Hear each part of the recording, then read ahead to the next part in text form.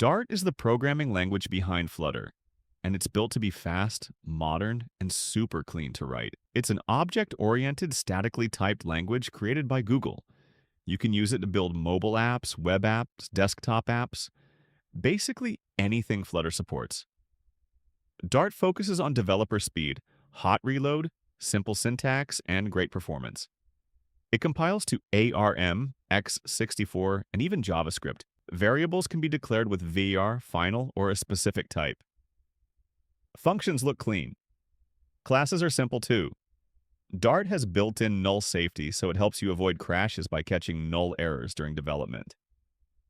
Dart makes asynchronous code super easy with async and await. Its biggest strength? Flutter. Dart is optimized for building beautiful UIs at 60 to 120 frames per second, using Flutter's widget system. That's why Dart apps feel smooth. If you want to know about Flutter, like and subscribe.